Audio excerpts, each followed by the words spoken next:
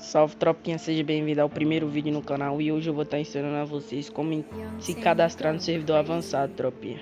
Primeiro você vai vir aqui, você vem em anúncio, tropa, caça servidor avançado, aperta em acessar. Mas vai estar mesmo, vocês podem ver que eu já me cadastrei aqui, tropa.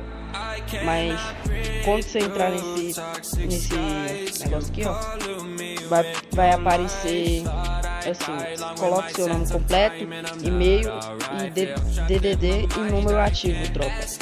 Aí, tropinha, vocês vai lá, coloca o DDD, o número ativo, que está funcionando, tropa. O DDD número ativo é que está funcionando. Aí vai aparecer aqui, ó. Parece que, se eu não me engano, é se cadastrar, tropa. Aí vai aparecer isso aqui. Aí o dia que for baixar, aí ele vai estar mostrando, tá ligado? O servidor avançado vai ser aberto no dia 10, se eu não me engano, tropa. Deixa eu ver, ó. Disponível para baixar em dia 10 de 9 de 2020. APK versão Advanced. Aí, tropa, aqui pra vocês verem. Encontre bônus, ganha diamante. Até parece que a galera não vai dar diamante pros outros de grátis, né, tropa? Porque eles dão diamantes só pra influenciadores.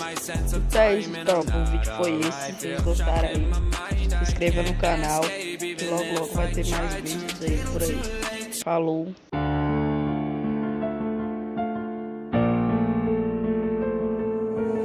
Young Ting, you going crazy. Oh no, no. King, this shit fuego. Can't breathe in toxic skies. Pollute me with your lies. Yeah, I thought that I'd die. Whoa.